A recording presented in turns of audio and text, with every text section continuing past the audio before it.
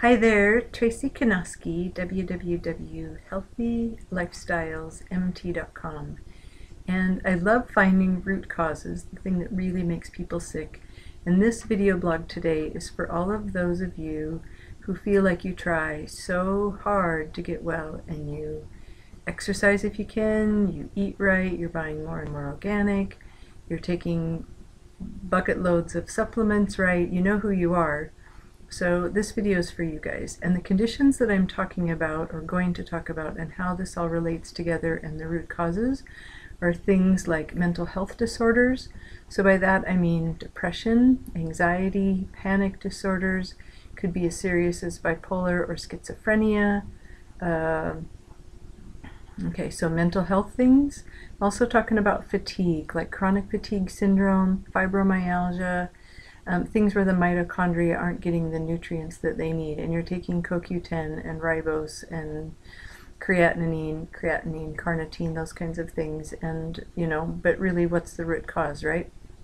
Why do you need to take those, and are you going to be on them forever? Okay, next are the people who have the brain fog. They have trouble with concentration, they have a foggy brain, they have trouble with balance and coordination and just that mental clarity, memory, forgetting conversations, pieces of conversations. Okay, then we have almost anybody with an autoimmune disease. That runs a wide gamut, of course. Cardiovascular disease, so high lipids, hyperlipidemia, yep, those are hypertension certainly plays into all of this. Insomnia, so for people who are tired but can't sleep, listen in. How about those of you with PMS, infertility, estrogen dominance disorders, so things like heavy periods, fibrocystic breasts, perhaps endometriosis, but those are indications of estrogen dominance disorders. And then the people with gut stuff, so dysbiosis, where the bacteria maybe just aren't balanced, and the good flora and the bad flora aren't really living in a happy relationship together. Could be people with IBS, and that can be mild, where maybe you're kind of slow and you go every 2 days, or hopefully not once a week, or you're going along and then you have a dumping, and you go along and have dumping. So wherever that plays into you, but certainly any of that GI stuff. So where I'm going with all this is kind of a new field of nutrigenomics, Nutrigenomics. But what that really is nutrition and how it affects your genetics. So when I was in school, I was taught that about 20–25% maybe of our health conditions are directly related to our genetics. But I'm starting to rethink that. I have to say that for as smart as I think all those people are, there may be more to it, at least for sick people. So let's talk about some of this. Methylation is a key concept. So methyl, methylation is a key component in just about every cell of our body. We methylate to make DNA. You know what DNA is? It's what we're made of. We methylate to make RNA. We methylate to make melatonin. All of our neurotransmitters need the methylation process. As a female, we methylate our estrogen in order to get rid of it. So I did a video a while ago about I'm a double MTHFR, I'm a double COMT, and I can't methylate my estrogen to save my life, literally maybe, because I can't get rid of my estrogen. Well, that's exactly what I'm talking about. If you can't methylate, it's like having a logjam on the freeway. There's a big accident and traffic just stops, right?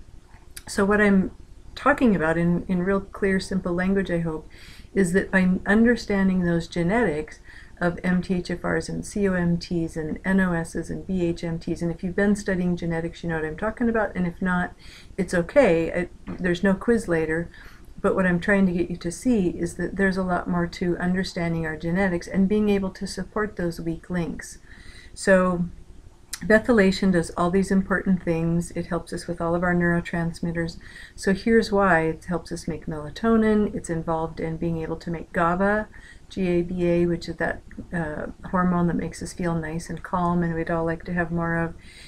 Regulates the conversion of tryptophan to serotonin and tyrosine to dopamine. Got to look at my chart. So let's just say you're born with some strikes against you. I was, lots of us were, so that's how that goes, right? But now let's throw in the environment. Food can be medicine, but these days food and our environment can be enormous sources of toxins. I don't know that I'd say this is a typical week, but I've reviewed 2 labs that have come back this week on patients I have who are eating well, and they're both high in heavy metals, even without provocation testing, meaning just randomly. And when we do a test, the test that I just did on them, it's measuring their exposure to metals like mercury, lead, aluminum, cadmium, and arsenic in the last 120 days, because that's as long as a red blood cell can live. So we're not talking about I had fillings 3 years ago and and now I had them removed and I'm not being exposed to mercury anymore. We are talking about I have patients who are exposed to these high 5 heavy metals in the last 120 days, enough that it's being triggered on the lab report. So my point is, A, to scare you to death, but B, that we are all being exposed. I keep saying this, but it's probably underestimated, and I really hope you'll believe me this time. You can't underestimate how much of a burden our environment has become. The air supply has mercury in it because they're burning coal on the East Coast and in China, and it gets in the Gulf streams and the airstreams, and it comes over to us. I meant airstreams. The water supply has all the chemicals, all the farmers, ranchers. It ends up in ditches, irrigation ditches. Cows eat the grass that we grow, even my cows, and they're eating things that I wouldn't necessarily want my cows to eat, but where am I supposed to get them their water? It makes the hay that they eat. So this circle goes round. Cadmium, of course, comes from smoking, but I have people testing high for cadmium who do not smoke and are not usually around even somebody who is smoking. So where are they being exposed to cadmium? I don't know that answer. I did my own detox test, by the way, a couple weeks ago. I was looking to see my exposure to parabens and phthalates, things that are in cosmetics. And I tested something like 400 times high for a chemical called hexachlorobenzene. And I'm doing research to figure out where it's gonna, where it's coming from in my life. Diesel trucks is one, and we own 2 diesels as Johnny's work trucks. It can come from fireplaces. One of the big things that I'm worried about, because I don't know what I would do, is that we live about 6 miles from an oil refinery and the wind drift. And it does come from factory industrial kind of places. So, and even if I tested my husband or somebody else who lived in the area, we all have our own detox patterns. Just because I'm stuck with it doesn't mean that my husband or the neighbor is stuck with it. It's me and my genetics, which is exactly what I hope you understand I do, personalized medicine. I get my genetics and I get stuck with certain things, and you get your genetics and you get stuck with certain things and have weak pathways. And part of what I do is look at this genetic stuff and help come up with a plan for you and for the next person. So my points are, if you are trying really hard about, with your health and you're eating right and you're doing what exercise you can, and I say that because not everybody can exercise. Some people really are too sick to do much. And then the second, and so methylation is a big piece of this puzzle, and some of us inherit weaknesses in this process that literally affects everything you can think of. Any chronic disease, ALS, Parkinson's, all the things I mentioned before. I didn't talk about cancers, but certainly cancers, neurological diseases. So if we have some impairments in methylation, that's strike 1. Now we have the environment, and heavy metals interfere with those cycles. The next thing I'm going to do here is do a screen share so that I can show you that methylation pattern. You can watch my screen and I can show you how all these pathways are inhibited by heavy metals. So, so it's like a 1-2, except really it's a 1-10 punch. You can't methylate, and then we're all exposed to heavy metals, and that impairs those processes even further, more significantly. So what I see in my practice is that I can be giving all the antioxidant support I want, but if we don't find the hole in the boat, we're just going to keep filling up the boat with water, right? So by understanding the genetics in these weak pathways, I feel like, and I hope that this is really turning out to be some of the root causes. I can see how some of my patients have hypertension because they don't make enough nitric oxide, so they can't vasodilate, and now they have high blood pressure, and I can see those pathways. So it's cool stuff. So all new patients of mine, just as an FYI, are now going to do genetic testing just as a prerequisite. I have a detox course if you want to learn more about this. I did a 4-hour series last fall, and all that information is still true. Session number 1, this is all as a downloadable MP3. Put it on your computer or your mobile device and listen whenever you want.